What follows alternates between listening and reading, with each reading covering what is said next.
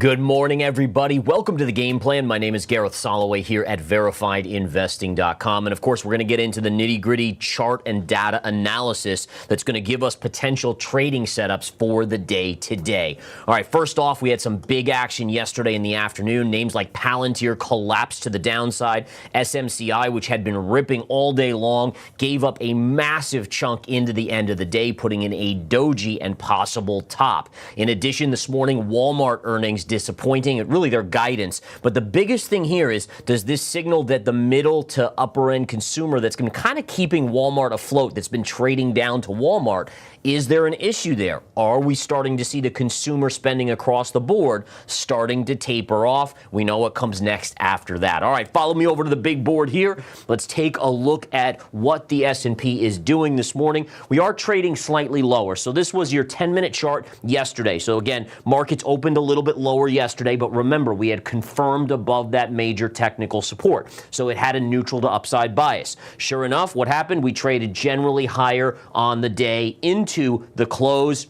Then we can see that in the after hours, we trailed down, and this morning we are continuing to trail down just a little bit. But having said that, are we still above the baseline here, this 610-ish, 609 and change level on the SPY? The answer is yes, and it is still a confirmed breakout, which means probability-wise, it still favors the upside, all right? So again, remember, doesn't matter what I think, what I feel, it's a matter of what the charts are giving us in terms of probability. And if we follow that, if we ignore our emotion, if we ignore our hopes and our dreams for whatever trades we're in, we will ultimately make better decisions because we're going with what the charts are telling us, which again, if we read it correctly, gives us probability. Okay, so here's your daily chart. We can see very clearly on the S&P. Here was your high from December. We know that again, it confirmed above this level right here. Yesterday, we got a little bit of an up move there, which basically should be expected based on confirmation. Today, again, we're trading down just a little bit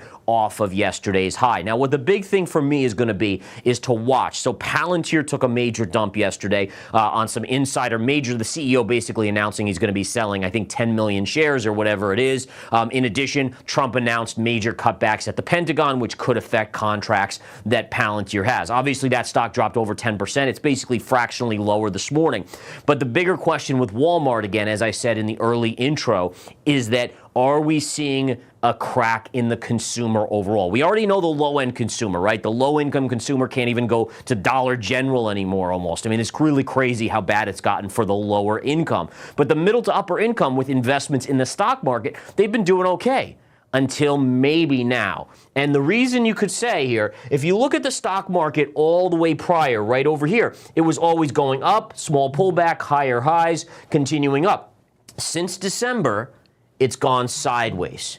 And so people are looking at their 401k statement and saying, wait a minute, you know, I'm used to making 3-5% every month on my portfolio, and really since December I haven't made anything. Does that mean they're starting to pull back, especially with inflation going up? So the stuff they are buying, it's costing a little bit more every month, but at the same time, they're not seeing their net worth go up because the stock market has stalled out.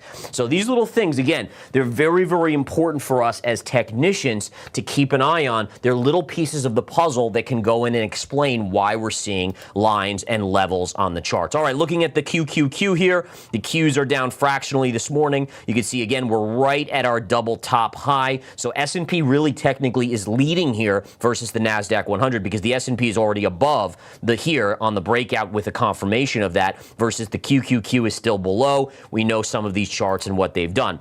Here's your chart on Palantir. This is the 10-minute drop in the late day session. Look at that drop from $124 down to about 108 and change. Last candle of the day yesterday, it popped back to 112. And then if we flip to the pre-market, you can see it is continuing to stay lower. We're trading just below 110 right now. On a technical trading basis, the level I have is obvious here. Today is a day trade. I will be watching the 100 even number. You got the even number, and it's the gap window. Gap window means that you closed one day here and you opened here. So gap fill is when this level fills. Gap window is the low, or essentially, so this is the top of the window, the bottom of the window.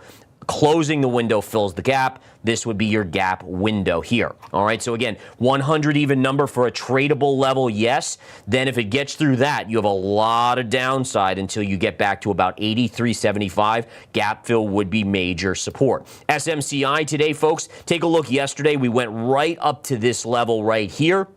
Right in that area. We kissed it and then had this big sell-off yesterday as well. There's your big sell-off when Palantir came down. Now, again, one thing I want to point out here, and this is a very important technical point, is that it's not like SMCI had bad news, right? They didn't have bad news. It's because Palantir and SMCI share something in common. They're both momentum trades, okay? In addition, HIMS, right? HIMS and HERS, HIMS, that's a momentum trade. You can see how it faded as well on the charts. And so it doesn't necessarily mean that a stock has to have bad news to go down. It's more that when a group of momentum names, if one starts to tank, it will inevitably pull back on the others as well. And that's what we saw here on SMCI, which was extremely overdone. Pre-market SMCI down a little bit. You can almost make out a little head and shoulders here on the chart. So if we go back to the charts here, guys, you can see right here, shoulder, head, and shoulder. This here is going to be a key break point. If we get below 55.70 on SMCI, you probably see further downside towards $50, the even number level here. Now, $50 today, maybe just below. There might be a buyable level there for a day trade. I'll have to keep that on my radar in the Apex Live day trading room. But again, here's your shoulder, head, and shoulder. The neckline break point for a breakdown is pretty obvious. It would be this flat line right here, this low to this low. If price violates and gets below here, that opens the door for probably another $5 drop on SMCI. All right, Rigetti this morning is popping a little bit here. Nice little move up on that stock. This stock has kind of been languishing. This one used to be the hot runner. Then it had that big correction, and now it's kind of just been chopping. Today it is up decently after closing at 11.03 yesterday. It's trading at 12.07, so about 10% upside. This is on the back of Microsoft announcing a new mega computer, supercomputer breakthrough. Now, Microsoft's only up fractionally. In fact, it's basically flat pre-market here. But the idea, again, is that any sort of new supercomputing chips, what is that going to do? It's going to basically mean that you have more focus on supercomputing stocks, and so those are just naturally getting a bid. Essentially, those are coming back in focus. They were out of focus. It was to Palantir, to SMCI, to the semiconductors. We saw NVIDIA pushing up recently as well. Now it's moving back to the supercomputer chips and so on and so forth. All right. Next up, Carvana, guys. Carvana getting slammed on earnings. And if you watched Trading the Close yesterday, I gave you the level that this would have as a max upside. If we go to this chart on the daily chart, look at this. This was my beautiful parallel. You guys know I love my parallels. And I said to you guys, all right, it's up like 50%. Just from the low here on January 3rd, right? So the stock was overbought already. And I said, listen, on earnings, they might pop it into this trend line here at around 305, 304, but then look for it to drop because that's, again, historically, look, down. And again, over here, up off the bottom line, up off the bottom line. So this we can, essentially extrapolate to that this should be a sell-off. Well, if we go to the 10-minute chart, look at initially popped, piercing that level, and then look at the drop from this high. And again, by the way, some people in our earnings trader, which is part of Smart Money stocks and ETFs, they actually shorted right into this level right here, and they made a boatload of money yesterday. So from this high yesterday after hours to this low 20% drop before bouncing back a little bit, that's the beauty of charting, guys. Again, it's not perfect. I'm not going to pretend it's perfect, but it's pretty darn cool. All right. So quickly going to Bitcoin. I'm going to move over to the big board. We'll talk about Bitcoin on the big board today. If we look at this, we can see that it's still stuck within its range. The positive for Bitcoin, it's starting to show a little bit of life here. Very preliminary. I'm probably making a mountain out of a molehill, but nonetheless, it is upticking. The one thing you're watching for, if you're talking about a shorter term trader, you can see that the highs right across here, right in this range, right? So right in here, that seems to be where it keeps popping into and getting rejected. Just like to the downside, there's a pretty obvious area right here. So you have a bigger two lines, trend lines, resistance and support, and then within that, this little range here. And so my point of bringing this to your attention is that if somehow you can get Bitcoin to get it, let's say above 98,500 or so, there's a possibility at least it could start to make its way up towards that level. But as of now, it's not there yet. Watch that area, 98, 98.5, right in that vicinity. Likewise, you can see again, it keeps coming down into this line and then bouncing up. So you would watch for a break here, which then could send it down into this support. All right, so again, just a kind of a level within a bigger level on the Bitcoin chart to kind of keep an eye on. And again, I would just like to point this out is that Bitcoin remains about 15% off its all-time highs, while the S&P made a new all-time high yesterday. So there is a little divergence in crypto. For those of you that are new that are tuning in, just to explain that, it's basically you had so much hype and so much excitement from November when Trump was elected, and Trump, we know, has been favorable to crypto. So from November to his inauguration in late January, and now he did a few things for crypto, but there's now this void. This area where the crypto market or interested investors are saying, okay, well, you know, that's all done with. What's the next catalyst to create the run? And so far, we don't have anything. I mean, MicroStrategy / known as Strategy now, they just announced they're going to be doing another $2 billion offering or whatever it is to buy more Bitcoin. That's their normal. They're just going to, I think in all fairness, they're just going to continue to buy Bitcoin. The market seems to ignore that. But really, investors in crypto are watching for what is the next catalyst. As long as there's no catalyst, it's going to be really hard to get momentum on Bitcoin, even with the stock market trading at all-time highs. All right.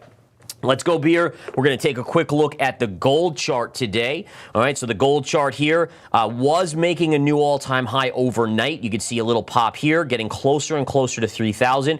It is now pulling back. And just to be crystal clear on this, your doji high, which is only a minor bearish signal, is still intact. You have not had a daily close above it, so therefore probability slightly favors the downside. In fact, let me go explain this on the big board. Okay, so understand this. This is a doji. Why is it a doji? Because you have a tail on the bottom and a wick on top, and price closed somewhere in the middle. If price had closed in the lower 25% of this candle, like down here, then it would have been a topping tail. Topping tails inherently are stronger bearish signals than dojis, right? So dojis are okay. You know, it kind of gives you a little bit of an idea of what the potential price direction could be based on probability, but it doesn't give you an overwhelming odds versus a topping tail does. And so what we have here is we have a minor downside bias in gold, which would be negated just like a topping tail with any daily close above the high of that doji. So right now, again, slight negative bias. You can even see it kind of working its magic, how you keep coming up underneath. Here's a pierce, here's a bigger pierce, and price still gets rejected on gold. So just again, I always like to talk about probabilities, right? I speak in data and probability terms, but I like to even dissect what a topping tail is probability-wise from a doji, and the difference is there. Same thing with like a gap or a gap fill versus a gap window. At least for me in technical trading, gap windows are solid levels of support or resistance. Gap fills are very solid levels, right? And so there's varying degrees. Essentially not every factor is created equal, and that's important for us to know when we're calculating probabilities. Okay. Let's go quickly to silver. Silver, again, as I've talked to you guys the last couple days, has been kind of a mixed bag. Silver is up a little bit here. Again, it's kind of creeping up, but you still have this bearish sign right here. So yes, bullish pattern here, starting to inch up, but this is still intact. A close above, let's say 33.40, then you're talking about a full-fledged move up probably to 34.80. Next up, oil. Oil has been quiet since we got out of our short down here. It's been creeping up little by little on a daily basis. We'll get oil inventories today as well as natural gas inventories, but really not much action here. And then natural gas has been the big mover. And by the way, notice how for the longest time before this natural gas move, natural gas was kind of dead, right? There wasn't a whole lot going on, and we had to be patient for a bigger move to come, right? And so now we have that bigger move. As I said yesterday, I added to my short, and ultimately now we're getting a pullback right off of this secondary level. We never confirmed above the parallel channel, so that's also key. And we also kissed the gap fill here. There's a gap over here. Let me show you and zoom in on this because I think this is important. You don't get gaps very often like this in commodities. It has to be basically from a Friday into a Monday. But here's a gap right here, and that gap fill was kissed. We didn't officially fill it, but it was kissed, and that is additional resistance. So the point being is that on natural gas, there's a ton of resistance up here, and nat gas is starting to come in. First support on nat gas is going to be right here. You can see that area right here, pivot highs right across here. So you're looking at around 390 as first support. If that breaks, then you could head to the low end of the parallel there. But first off, you got to expect some support around 390 on nat gas. All right, guys. So listen, we got to go into Walmart real quick. Guys, I want to make sure we cover Walmart on earnings here. So again, what we could see, Walmart is actually has bounced back. It was trading at $94 and change. So it's back to 99. But look at this, guys. If you saw this chart, right, and let's go to the intraday here. So look at that drop and look at this bounce back. But look at that drop there. And then I want to look at this, and I want to go to the big board and just dissect this real quick. So a couple things. And by the way, I've talked bearishly on Walmart for the last couple weeks, no doubt about it. But let's talk about why did probabilities favor a drop on earnings today? Simple. Right. So number one, let's talk fundamentals. I'm not a big fundamental guy, but I pay attention in rare cases. Walmart, which is a retailer, was trading at a 40 multiple, PE forward multiple, price to earnings multiple of 40. That's basically more than most tech stocks are trading at. There are very few tech stocks that are trading at a multiple that's greater than Walmart. Using logic, and I'm a big fan of logic, does that make sense? Not really, right? I mean, they're not creating the next AI chip. They're not creating the next crazy AI software. They're not creating the next supercomputer chip or anything like that. So really, they're like, yeah, you go and do some shopping there, and sure, people that are struggling have traded down to Walmart, which is fine. But at the same time, do they have the growth to justify a 40 multiple? And the answer is no, they don't. So you knew it was overbought already on the fundamental side. On the technical side, it's up like 50% plus in the last year, which again is very unlike a Walmart type scenario. And more than anything, you have the trend lines, the parallels, right? So you have the parallel here, and right here you can see what happens. It sold off. Then off the lower end, it rallied up. And what did it just hit in the last couple days? The high of that parallel. And guess what? Pre-market, we were actually trading below that. Now they've recaptured that parallel. I actually think today, I wouldn't be surprised if it does close on or below. And I actually think this is going to confirm to the downside and continue down. Because again, even at the current, like even taking away, basically it's only down $4 or $5 right now, about 5%. It's still trading at like a 38 multiple. That they warned on guidance, which by the way, as I mentioned, it could be a sign that even the consumer that's trading down is starting to struggle. But either way, no way to justify that based on their guidance where it currently is trading. So essentially, this would be for me, any sort of bounce off of this would be a shortable. Here would be your gap fill right up here around 104. Eventually, I think it's coming down based on technical analysis there. All right, guys. So lots going on here. We do have Michigan sentiment today, I believe. That'll be coming out, I think, is at 10 o'clock. So that could be interesting. Some PMI data there.